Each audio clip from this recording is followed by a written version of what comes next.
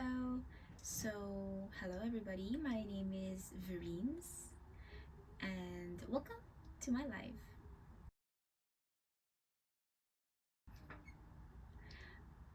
I actually don't know what I'm doing right now. I just really wanted to take a photo, a video. Tagal ko na talaga. I swear. It's been so long. I really wanted to do this, but I don't have the courage to do it because I'm always thinking of the future. Like, for example, makita ng friends ko, makita ng parents ko yung video. Pero as of now, I'm 25. Okay? So, YOLO. YOLO na talaga. And I'm gonna be able to boost my confidence, bring back my confidence. Kasi before, I was super duper confident talaga. Pero nag-adulting talaga ako. Parang nawala siya. Nawala talaga siya. Di ko alam kung bakit. Di ko alam kung paano nangyari. And dapat kasi walang border. May border kasi kanina. Anyways, so with this type of videos na i-upload ko here sa social media accounts ko, this will be like a ano ba siya? A lifestyle content. Everything lifestyle. Actually, kahit ano naman mapa-travel, mapa-gym. Wow, may pa-gym. Pero anything under the sun, yung mga contents ko dito. Travel with my boyfriend, let's say, manifestations. So, yun na yun, okay? Yun na yun. Hindi ko na kailangan pag-isipin kung ano-ano. Kasi masyado ako nag-overthink kung ano bang mga gagawin ko. Ano ba dapat yung mga videos na i-video ko. Ayun.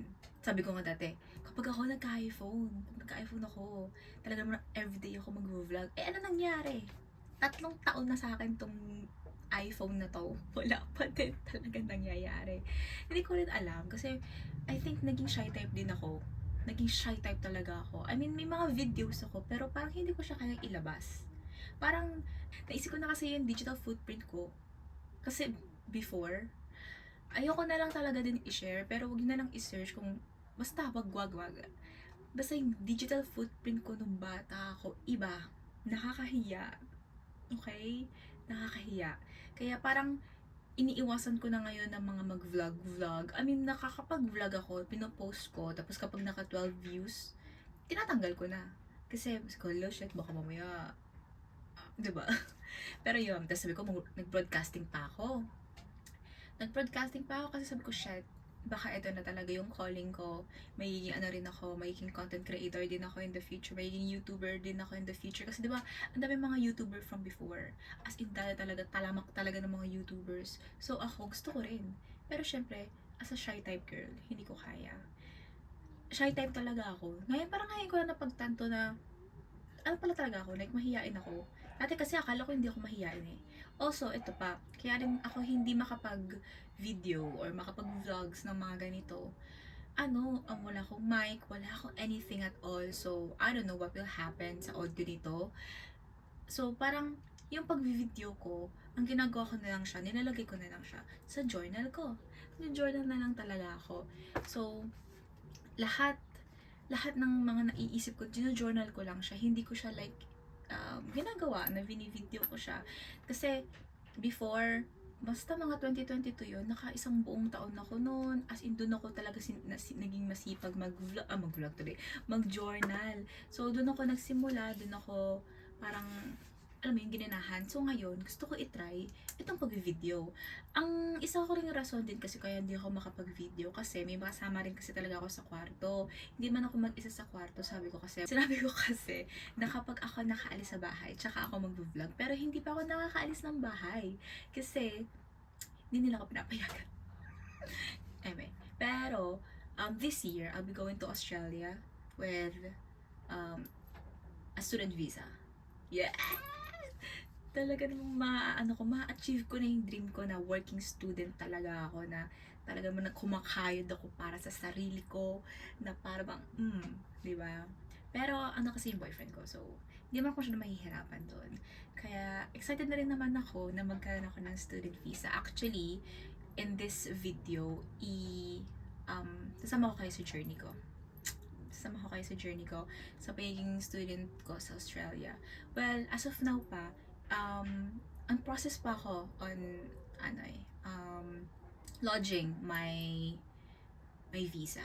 Kasi nagkaroon ako ng a bit of a problem this month, ngayong March. Nagkaroon ako ng a bit of a problem. It was really a downfall. Pero sabi ko sa self ko, kaya ko yan. Dapat kasi hindi ko masyado ini-stress yung sarili ko. Bakit ko kasi ini-stress yung sarili ko, diba? So, yeah. Tapos ngayon, eto, naisip ko na mag-vlog na lang tayo. Huwag natin isipin yung mga yun. Bakit kaya ang cute ko dito sa mirror? Pero dito parang And also pala, I tried a new makeup today. Nag-makeup ako. Kasi yung mga makeup style ko talaga, parang no makeup look. Yun na yung talagang style ko from before pa. Kasi, dati kasi, I just wanna share na as in puro, talaga ako, pimple, dark marks, dark spots, lahat na, name it, dry patches, naging dry yung skin ko, all. Pero ngayon, kasi parang, bumalik na ulit yung skin ko from before. Naging healthy looking na siya.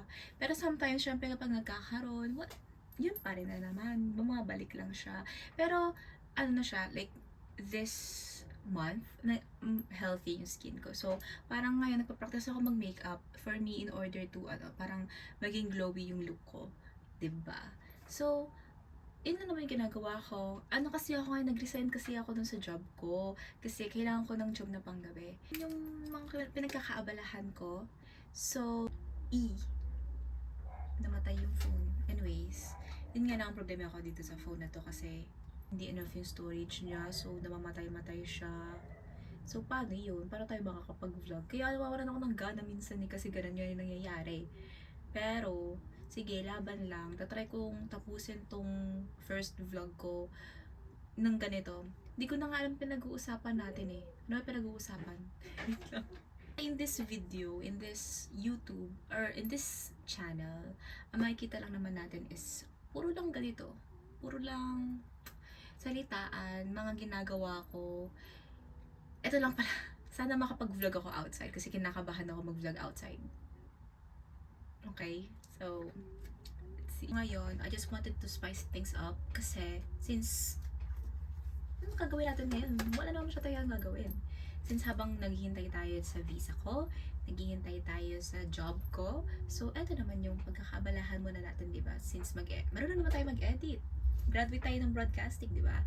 So, marami tayong mga journeys na gagawin together. So, isasama ko pala kayo din nga. Sinabi ko kanina, di ba? Isasama ko kayo dun sa visa ko. So, I'm gonna have another vlog about the student visa sa Australia. So, actually in the making naman na siya. Or uulitin ko ata. Hindi ko alam. Feeling ko mauulit ko siya kasi na-delete ko ata yung ibang mga clips. Hindi ko sila napagsama-sama. So, with that one, I'm going to have to repeat it again. So, watch out na lang dun sa about sa student visa, kung paano natin ginawa, ano na nangyari, ano ng status hanggang sa mag-granted tayo and hanggang sa makapunta tayo sa Australia. So, medyo excited ako dun sa part na yun. Hindi ko alam kung ba't ko ginawa yung face na yun na kaya. Pero, I don't know. Ito pa isa. Kasi I don't know if I'm going to speak English or if I'm going to speak Taglish like this, comfortably. Pero I think sooner or later mag-change yan, mag-i-English ako. So, we'll see.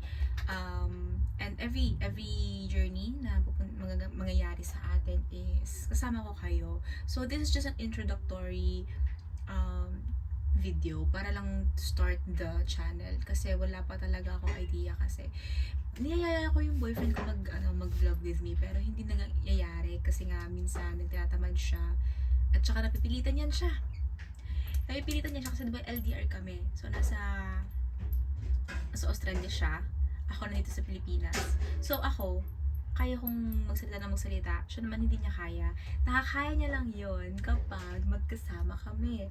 And also, naisip ko din na feeling ko magiging successful din to yung magkakaroon kami ng video together dun sa mga past videos namin na magkasama kami dito sa Pilipinas kasi nag-vlog kami pero hindi ko siya pinopost, di ko pa siya ine-edit kasi tinatamad ako.